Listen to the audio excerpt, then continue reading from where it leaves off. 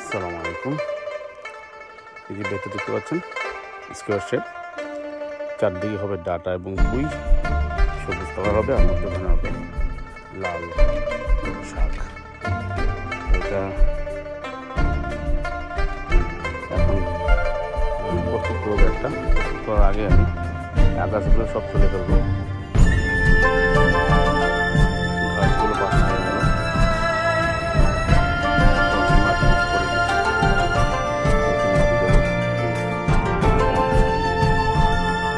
শাকের পেটের জন্য মাটিতে একটু ভিন্নতা আছে। শাকের বীজগুলো বা উড়ে যায়, তলা থেকে উড়ে যায়, বা ডাইরেক্ট কম্পোস্টে শুকিয়ে গেলে তারা স্টেবল করে না। এই জন্য আমি দেখা যাবে হর্সপিনও দিচ্ছি বা পামের সাথে একটু টপ সয়েল মিক্স করে দিচ্ছি।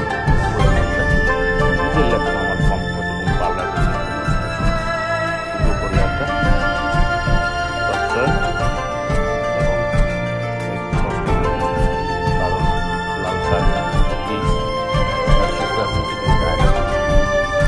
তাই উপর লেয়ারটা একবারে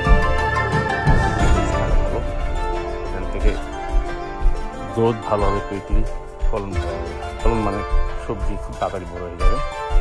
ঘন ঘন কাটবেন, ঘন ঘন খাবেন। এভাবে করে প্রতি স্কোয়ার ফিটে করে আগে বললাম যে লাল শাক অনেক জায়গায় চিগুলো বড় হয় না, ফলতে বলে ভালো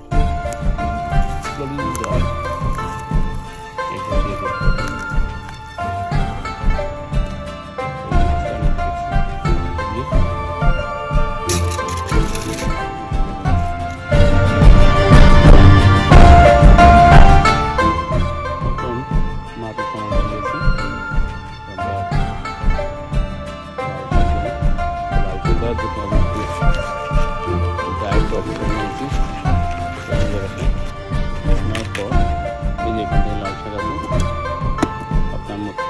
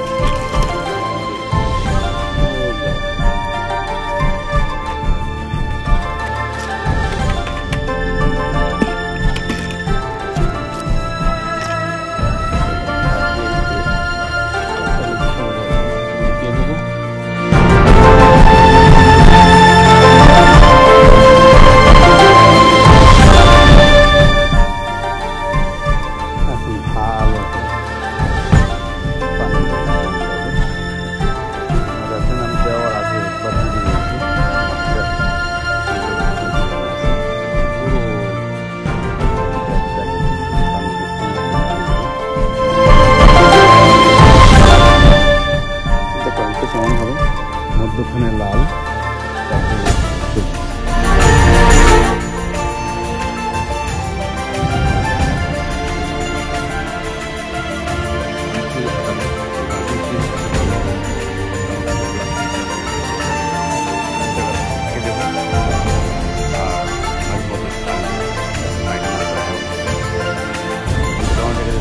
পাখির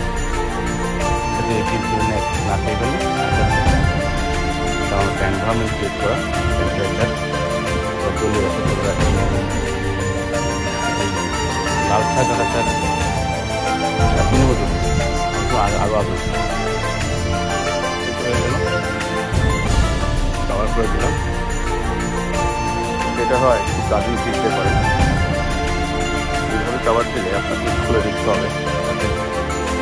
গার্ডেন হওয়ার সাথে সাথে আমরা কভারটা খুলে দিই।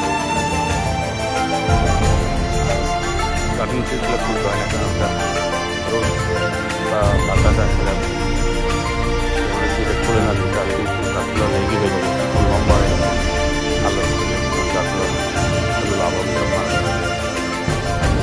অল্প একটু বের হবে, তখন এটা আমরা খুলে দেবো।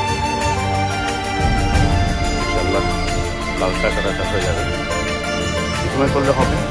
তবে মেয়ের সেকেন্ড উইক থেকে করলে আপনার সেগুলো কিছুই হবে, নিয়মিত পানি নিতে হবে আর হয়ে যাবে। 4 থেকে 5 সপ্তাহ পরে খাওয়ার পরে আজকে লাল শাকের উপর কাবারটা সরিয়ে দিচ্ছি।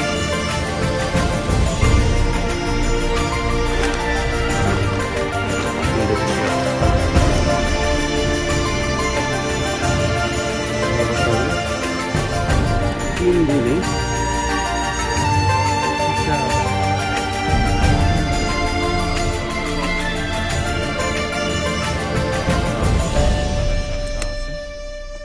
সব উঠে গেছে। কি দারুণ, তাই না? এখন পানি দিয়ে দেবো, এখন আর কাবার দেবো না। এখন যদি কাবার দিয়ে দিই তাহলে সবগুলো চারা লেগে হয়ে যাবে। দেখতেছেন ছোটো ছোটো দেখা যাচ্ছে কি জানি না। তো মূল জিনিসটা হচ্ছে যে মাটিটা দেখেন, এক একটা জিনিস খেয়াল করেন, মাটিটা কিন্তু এখনও ভিজা আছে। কাবার দেওয়াটা কতটা জরুরি আপনারা ভালো করে বুঝেন। প্রতিটা মাটি কিন্তু এখনও ভেজা আছে। কলা গাছটা এখান থেকে বেঁচে আছে, কলা গাছটা উঠবে এবার ইনশাআল্লাহ। এটা কিন্তু ওভার উইন্টারের বাইরেই ছিল। এখন থেকে এভরিডে 2 থেকে 3 বার পানি দিতে হবে, তাহলে এরা ড্রাই আউট হবে না। তবে যখন পানি দিবেন একটা জিনিস খুবই কেয়ারফুল থাকতে হবে, সেটা হচ্ছে হোস পাইপটা ওই স্পিডে দেওয়া দেয়, স্পিডটা কমিয়ে দিতে হবে যাতে চারাগুলো কষ্ট না পায়, ভেঙে না যায়। হ্যাঁ, এইটা দেখতে পাচ্ছেন, এইভাবে দেবো আমরা খুব সফটলি। দেখতে পাচ্ছেন আপনারা ভিজতেছে কিন্তু পানিটা যাচ্ছে খুব সফটলি, যাতে মাটিটা উপরে না যায়।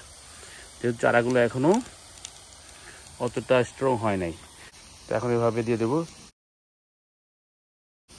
ইনশাল্লাহ দেখবেন কয়েকদিনের মধ্যে শাক সব উঠে গেছে। ধন্যবাদ।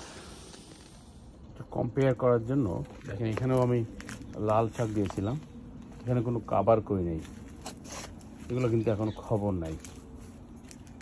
বুঝতে পারছেন? তার মানে কাবার দেওয়াটা কতটা জরুরি। কাবার দিলে যে ভিতরে টেম্পারেচার ক্রিয়েট করে লাল শাকটা কত কুইকলি জার্মিনেট হয়।